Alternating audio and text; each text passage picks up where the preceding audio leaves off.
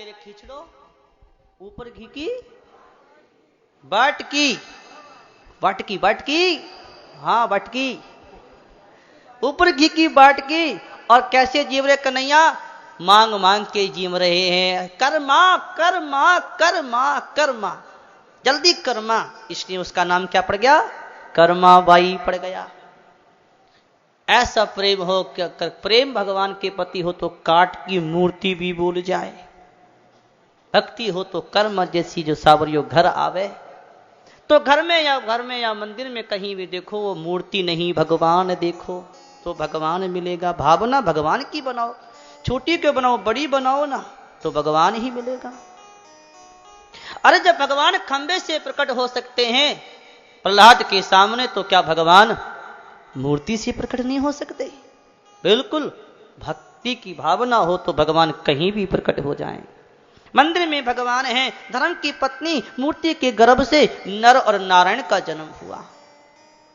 और भगवान ने पांचवा अवतार कपिल के रूप में लेकर के सांख्य शास्त्र का उपदेश किया। भगवान ने छठा अवतार दत्तात्रेय के रूप में लेकर के प्रहलाद आदि को ब्रह्म ज्ञान का उपदेश किया। सातवां अवतार भगवान ने यज्ञ के रूप में अवतार लेकर के मनमंत्र की रक्षा करी। आठवां अवतार भगवान ने ऋषभ देव के रूप में लेकर के और परम हर्षों का मार्ग दर्शाया। नवीं बार भगवान ने पृथु के रूप में अवतार लेकर के पृथ्वी को समतल किया, कृषि का कार्य किया और खेत में बीज बो के जमीन पर और फसल को उगाया। भगवान ने 10वां अवतार कहते हैं अवतार लेकर के लीला करते हैं। भगवान ने मत्स्य अवतार लिया और मछली के रूप में अवतार लेकर के सत्यवत नाम के राजा को ज्ञान दिया।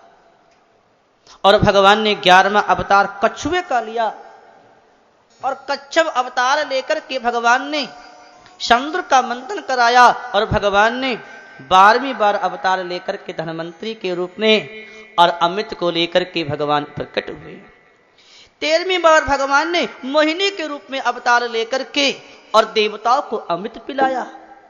14वां अवतार भगवान ने कहते हैं नरसिंह के रूप में अवतार लेकर के अपने भक्त प्रहलाद की रक्षा करी, हिरण्यकशिपु नाम के राक्षस को मारा। और 15वीं बार भगवान का अवतार वामन के रूप में हुआ। राजा बलि के यज्ञ में गए, 3 पग में त्रिलोकी को 2 पग में और तीसरा पैर उसके सिर पे रख दिया। और कहते हैं 16वां अवतार भगवान ने परशुराम के रूप में लेकर के 21 बार इस धरती को क्षत्रियों से शून्य कर दिया। 17वीं बार भगवान ने अवतार सत्यवती के गर्भ से पराशर के द्वारा वेद व्यास जी के रूप में हुआ और वेदों का विस्तार व्यास किया। और भगवान ने 18वीं बार राम के रूप में अवतार लेकर के पापी रावण को मारा। और भगवान ने कहते हैं 19वां और 20वां अवतार कृष्ण और बलराम के रूप में लिया। और इस कलयुग में भगवान का अवतार होगा, होगा नहीं, हो गया। बुद्ध अवतार भगवान का अवतार है। अवतार माननीय है, ज्ञान नहीं, क्योंकि उस समय वेदों का खंडन किया। और कहते हैं ज्ञान माननीय नहीं, अवतार मानने इसलिए है कि भगवान के अवतार हैं। और भगवान ने इस कलयुग में भगवान का अवतार होगा, कल की अवतार, कलयुग में भगवान अवतार लेंगे। कब? जब घोर कलयुग आएगा। अभी तो कलयुग की पूरी उम्र कितनी है? 4,32,000 साल की है। लगभग 5300 साल तो आ गए। अब देख लो कितनी और बची है। जब घोर कलयुग आएगा, कलयुग के अंतिम क्षण में भगवान कल की अवतार लेके आएंगे और पापियों को, दुष्टों को मार करके सतयुग धर्म की स्थापना करेंगे। भगवान का यदा यदा ही धर्मस्य ग्लानिर्भवति भारत है। जब जब धर्म की हानि होती है, अधर्म की वृद्धि होती है, तब तक धरती पे भगवान का अवतार होता है।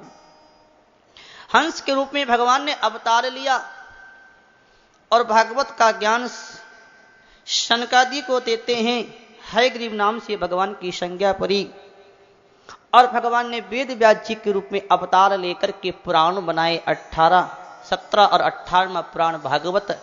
और उस भागवत को अपने पुत्र सुखदेव को सुनाया और सुखदेव ने राजा परीक्षित को सुनाया और परीक्षित का कल्याण हो गया। इस बात को सुनकर के शौनक जी के मन में प्रश्न हो गया, महाराज ये बात कुछ पल्ले नहीं पड़ी, समझ में नहीं आई कि सुखदेव जी तो ऐसे थे कि जन्म लेती जंगल में चले गए, तो सुखदेव ने भागवत को कैसे श्रवण कर लिया।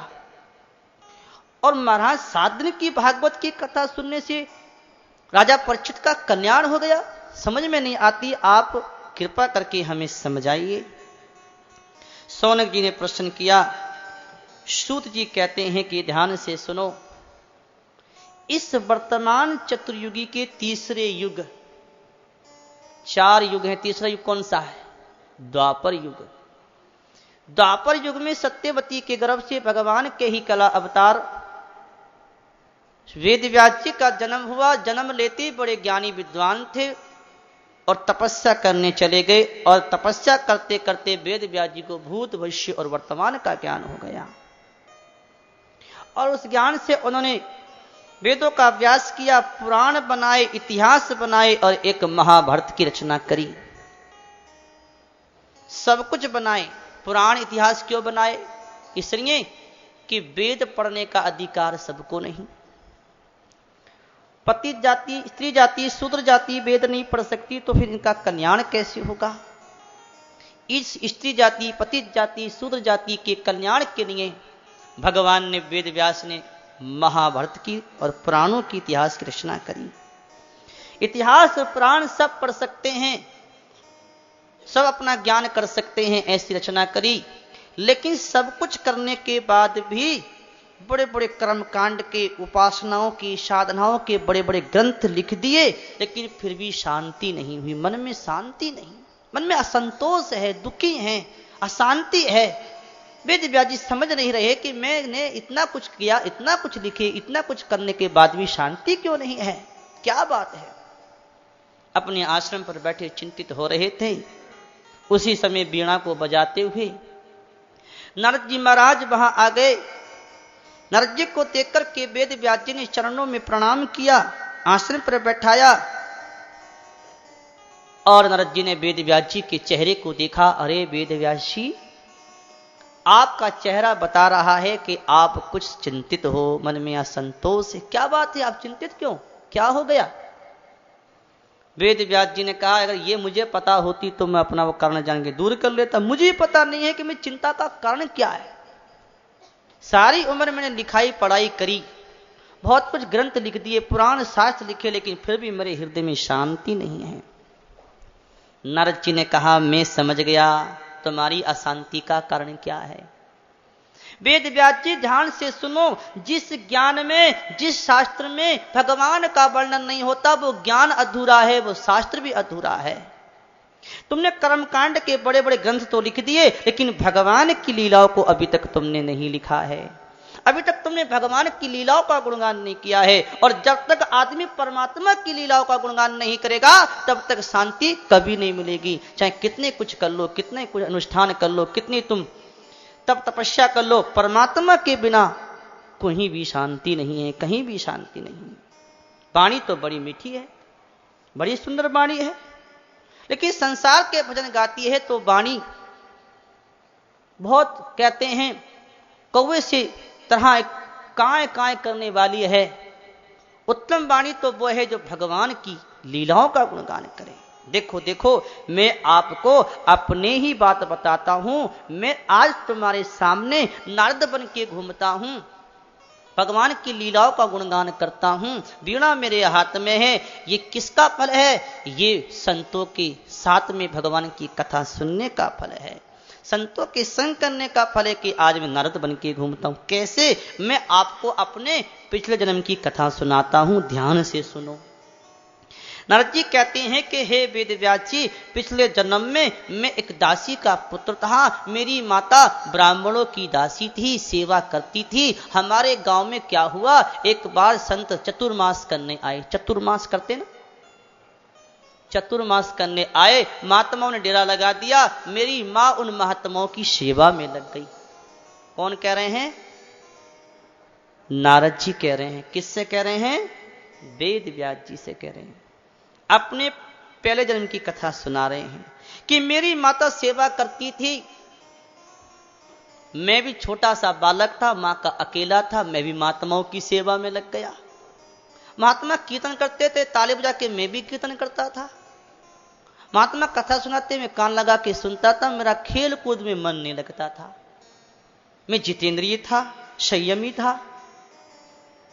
महात्माओं ने देखा कि बालक बड़ा भावुक है, बड़ा प्रेमी है, कीर्तन में इसका बड़ा मन लगता है। महात्माओं को दया आ गई और महात्माओं ने क्या कर दिया, मेरे को भगवान का नाम दे दिया, भगवान का स्वरूप दे बता दिया और मैं उसी नाम में, उस स्वरूप में लग गया। और मैं एक काम और करता था। क्या? जब महात्मा भोजन कर लेते थे और अपनी पत्तल बाहर फेंक देते थे तो उसमें के चावल बीन बीन करके मैं खा लिया करता था। आहा, संतों की शीत प्रसादी बड़ी पवित्र करने वाली होती है। झूठन बड़ी पवित्र करने वाली होती है। संतों की शीत प्रसादी पापों को काटती है, मन के मैल को दूर करती है। मैं खा लिया करता था, भगवान के भजन में लगा रहता था, बड़ा आनंद आता था, मेरा मन परमात्मा के ध्यान में लगने लगा। लेकिन संतों का जाने का समय हो गया, चतुर्मास पूरा हुआ, संत जाने लगे, मैं भी महात्माओं के साथ चल दिया। मेरी माँ ने मुझे पकड़ लिया। अरे महात्माओं, एक तो बेटा है, इसे भी तुम ले जाओगे तो फिर मेरी सेवा कौन करेगा? बात भी ठीक है भैया जी, जब तक माँ की सेवा करने वाला कोई नहीं हो तब तक जाना भी नहीं चाहिए। माँ की सेवा करना बहुत जरूरी है, माँ को अकेले नहीं छोड़ना। कहा, महात्मा बोले कि बेटा अभी तुम माँ की सेवा करो, समय आएगा तो हम ले जाएंगे। महात्मा चले गए, मैं माँ के साथ घर आ गया। लेकिन जब मैं माँ का अकेला था, लाडला था, प्यारा था, मेरी माँ मेरे को देखकर एक सपना देखती थी। आप बताओ माताओं, माँ का अपने बेटे से क्या सपना होता है? मैं बताऊं। माँ सोचती है मेरा बेटा बड़ा होगा, पढ़ेगा लिखेगा, मास्टर डॉक्टर कलेक्टर बनेगा और बढ़िया हो जाएगा, जवान हो जाएगा तो बेटा शादी करेगा। जब बेटा की शादी होगी तो बैंड बाजा बजेगा। है? शादी होती तो बैंड बाजा बजता है कि नहीं? आपका बज गया? लो जी, इनका बज गया। बोलिए अन्नकंद भगवान की। मेरी माँ सोचती थी कि बेटा शादी करेगा, बैंड बाजा बजेगा और एक बटिया छोटी सी पटुआ सी छोटी सी सुंदर बींदनी लाएगा और बींदनी आएगी घर में, बढ़िया बढ़िया गरम गरम परांठे बना बना के खिलाएगी, खूब पैर दावेगी, सेवा करेगी। ऐसी माँ का सपना होता है अपने बेटे से कि बहू आएगी। और जब बेटे की शादी हो जाती है, घर में बींदनी आ जाती है, 4-6 महीने साथ रहती है और फिर अंगूठा दिखा कहती ले खा ले, परांठे अलग हो जाती है। हो जाती है कि नहीं? हो गए है। आपकी हो गई? ठीक है, बढ़िया है। बोलिए अन्नकंद भगवान की। माँ का सपना तो ये था कि मेरा बेटा शादी करेगा और मेरा सपना ये था कि अगर मेरी माँ मर जाए तो मैं बाबा जी बनूं। अब एक दिन की बात क्या हुई कि मेरा सपना तो पूरा हो गया, माँ का सपना रह गया। एक दिन की बात क्या हुई कि मेरी माँ शाम के समय गाय दूने गई। कौन कह रहे हैं? नारद जी कह रहे हैं। मेरी माँ गाय दूने के लिए गई, शाम का समय था, घास थी, घास में सांप, काला सांप बैठा था।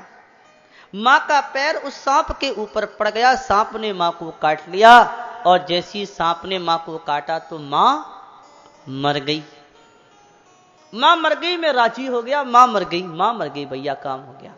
नहीं, इसलिए राजी नहीं हो गया कि मां मर गई, इसलिए राजी हो गया कि अब मां मरी तो अब कोई रोकने वाला तो है नहीं, आराम से बाबा जी बनेंगे।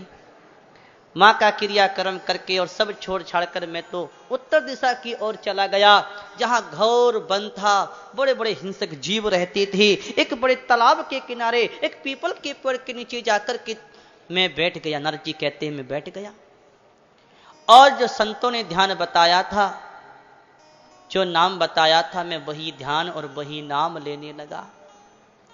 नाम लेते लेते, ध्यान करते करते अकेला जंगल में बैठा था और भगवान देखते देखते देखते देखते, ध्यान करते करते, नाम लेते लेते, देखते देखते क्या हुआ, एकदम से भगवान का प्रकाश मेरे हृदय में हुआ और भगवान 4 भुजा से प्रकट हो गई। और जैसे भगवान प्रकट हुए मेरी रोम रोम से आनंद प्रकट होने लगा, रोम रोम मेरा खड़ा हो गया।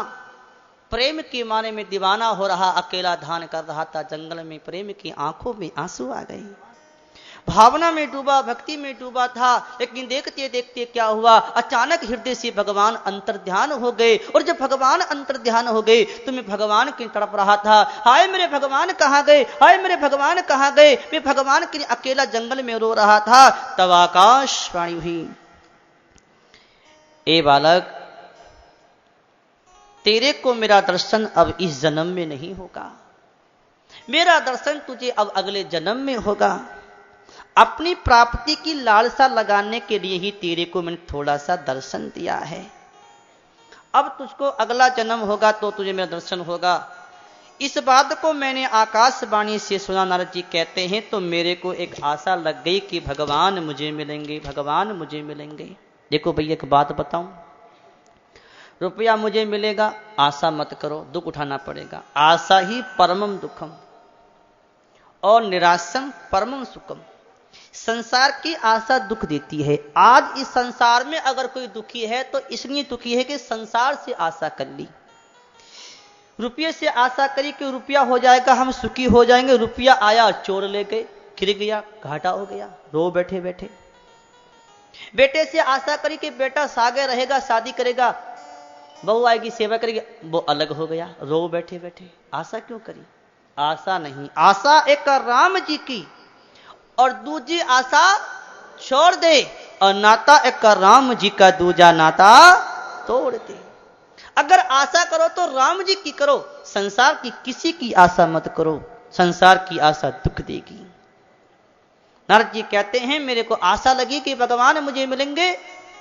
सारी सृष्टि ब्रह्मा जी में लीन हो गई, मैं भी ब्रह्मा में लीन हो गया।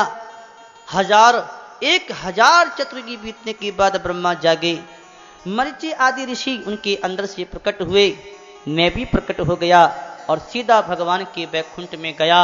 और भगवान के वैकुंठ में जब गया तो भगवान ने, नारायण ने मुझे बड़े प्यार से बुला करके बैठाया, मेरे सिर पे हाथ रखा और कहा, लो नारद, तुमको मेरा दर्शन हुआ, अब ये वीणा लो, आशीर्वाद मेरा आपके साथ है, किसी भी लोक में तुम जा सकते हो, कोई रुकावट नहीं।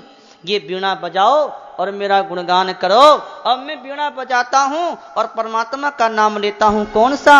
नारायण श्रीमन नारायण, श्रीमन नारायण नारायण। जोर से बोलो नारायण, बोलो नारायण, नारायण नारायण नारायण।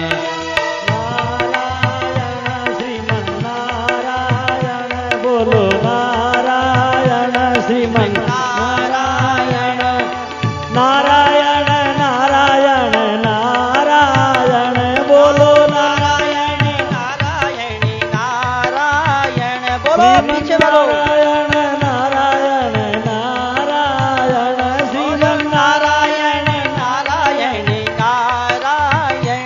बोलो नारायण नारायण नारायण, बोलो नारायण नारायण नारायण। बोलो नारायण श्रीमन नारायण, श्रीमन नारायण नारायण नारायण। बोलो नारायण श्रीमन नारायण, श्रीमन नारायण नारायण नारायण। नारायण श्रीमन नारायण। बोलो नारायण, बोलो नारायण। लक्ष्मी नारायण नारायण नारायण, लक्ष्मी नारायण नारायण नारायण। ओ बद्री नारायण नारायण नारायण, बद्री नारायण नारायण नारायण। बोलो नारायण नारायण नारायण। बोलो नारायण नारायण नारायण। श्रीमन नारायण, श्रीमन नारायण, श्रीमन नारायण नारायण नारायण। बोलो नारायण नारायण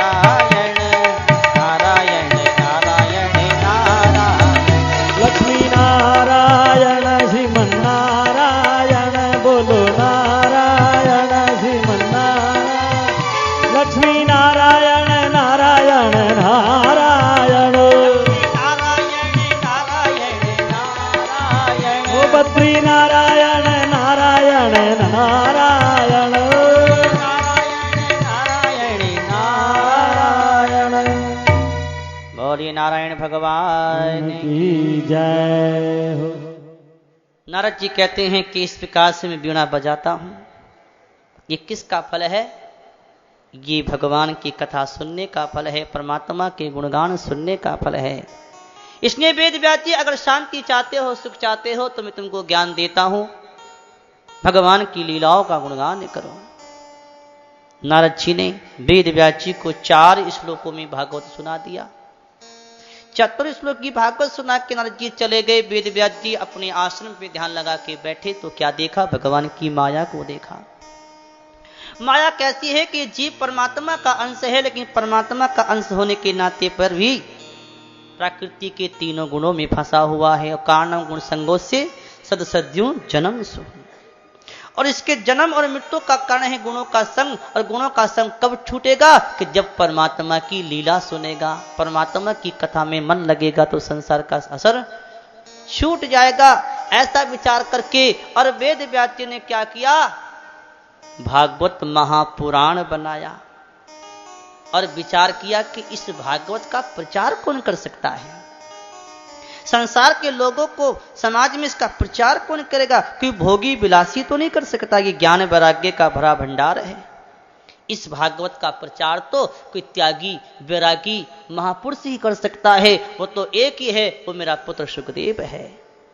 2-4 श्लोक भागवत के शिष्यों को सुना दिए और कहा कि उधर जाओ जिधर मेरा पुत्र सुखदेव गया है, और वहां जाकर के भागवत के श्लोकों का पाठ करो। वेदव्यास जी के शिष्य आए जंगल में आकर के, जहां सुखदेव जी ध्यान कर रहे थे ब्रह्म का, निर्गुण का। भागवत के श्लोकों का पाठ किया। सुखदेव जी के कान में 2 श्लोक गए और 2 श्लोक सुनते ही सुखदेव जी का ध्यान ब्रह्म से हट गया, भगवान के स्वरूप और सगुण में चला गया। एक में भगवान के स्वभाव का वर्णन था और एक में भगवान के स्वरूप का वर्णन था। भगवान का स्वभाव कैसा है कि अगर कोई उनको मारने भी आता है तो भगवान उसे भी तार देते हैं। पूतना जैसी राक्षसी जहर पिलाकर के मरने के लिए आई थी और भगवान ने उसका भी कल्याण कर दिया। ऐसा भगवान का स्वभाव है। और भगवान कितने सुंदर हैं बांके बिहारी। कैसे सुंदर हैं कि 3 जगह से टेढ़े। भगवान कृष्ण को तुम कहीं भी देख लो सीधे नहीं मिलेंगे। कहीं देख लो, किसी फोटो में देख लो, कभी सीधे नहीं मिलेंगे। कहीं देख लो संसार के कितने फोटो हो, सीधे नहीं मिलेंगे, टेढ़े मिलेंगे। टांग टेढ़ी, कमर टेढ़ी, गर्दन टेढ़ी, 3 जगह से टेढ़े। और बंसी बजा रहे हैं, पीला पीतंबर है, सिर पर मोर मुकुट है, कनेर के फूले पीले सुंदर फूल लगे हैं, 5 प्रकार की माला पहने हुए हैं फूलों की। ऐसे भगवान के स्वरूप को सुखदेव ने सुना तो उनका ध्यान भगवान के स्वरूप और स्वभाव में चला गया। दौड़े दौड़े आकर पूछा, भैया तुमने ये श्लोक कहां से याद किए? सुखदेव जी से शिष्य बोले कि ये तो हमारे गुरुजी ने सिखाए हैं। अरे भैया तुम्हारे गुरुजी कौन है? कि वेद व्यास जी। अरे वेद व्यास जी तुम्हारे पिताजी हैं। तो जाओ जाओ, तुम्हारे पिताजी के पास तो 18,000 श्लोकों का भागवत महापुराण रखा है, ले लो। सुखदेव जी जंगल को छोड़ के परमात्मा के चरणों में आकर के बैठ गए और महाराज वेदव्यास जी के चरणों में आकर के प्रणाम किया और कहा, पिताजी आप मेरे को भागवत सुनाइए, मैं भागवत सुनने आया हूं। तब वेदव्यास जी ने भागवत की कथा सुखदेव को सुनाई। उन्होंने उसका अध्ययन किया। यहां तक तो भागवत के अवतार की कथा सुखदेव जी के सुनने की कथा सुनी। अब आप आगे की परीक्षित के जन्म की कथा सुनो। आज की कथा कहां तक है? 1 बजे तक है। इसलिए आराम से बैठे रहना, बड़ी ध्यान से सुनना। आपको समय पे हम छोड़ देंगे क्योंकि कथा एक ही समय है। अब सूत जी कहते हैं कि सोनक जी राजा परीक्षित की कथा सुनाते हैं, ध्यान से सुनो। ये उन दिनों की बात है कि जब कौरव और पांडवों में युद्ध हुआ। 100 कौरव और 5 पांडव। लेकिन आश्चर्य की बात यह है कि 100 कौरवों में से 1 नहीं बचा और 5 पांडवों में से 1 नहीं मरा। 1 भी नहीं मरा, सब के सब जीवित हैं। क्यों? जाको राके साइया और मार सके ना कोई, और बाल ना बाका कर सके तो जग बैरी होए। जिसकी रक्षा करने वाले भगवान हो उसे कोई मार सकता है? कभी नहीं मार सकता। पांडव भगवान के शरण हैं, करिष्य वचनम तब है। हे भगवान, जैसा आप कहोगे वैसा हम करेंगे। 100 कौरवों में से एक नहीं बचा। भीमसेन की गदा से दुर्योधन की जांग टूट गई, घायल पड़ा था।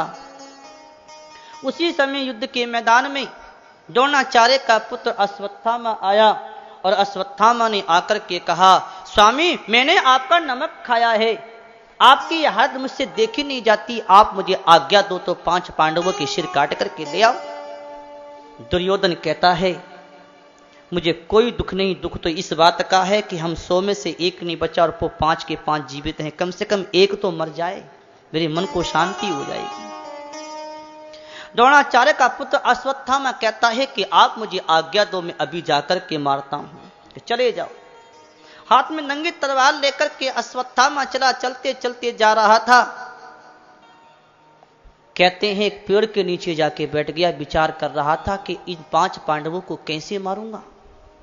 रात्रि के समय उल्लू होता, उल्लू देखा ना, उल्लू को रात में दिखाई देता है, आपने वो देखी कोचरी, कोचरी कोचरी की तरह उल्लू होता, कोचरी छोटी होती, उल्लू बड़ा होता है। उल्लू ने रात के समय आकर के सोते हुए पक्षियों को मार दिया। इसने शिक्षा उल्लू से ले ली कि ये भी उल्लू हो गया। क्या शिक्षा ले ली कि जैसे इसने सोते हुए पक्षियों को मारा है, मैं भी जाकर के ऐसी 5 पांडवों को सोते हुए मार दूंगा। चल दिया। लेकिन भगवान तो सब देख रहे हैं, अच्छा मेरे रहते हुए मेरे पांडवों को मारेगा? नहीं, कभी नहीं। पांडवों, आज की रात इस शिविर में नहीं रहना है।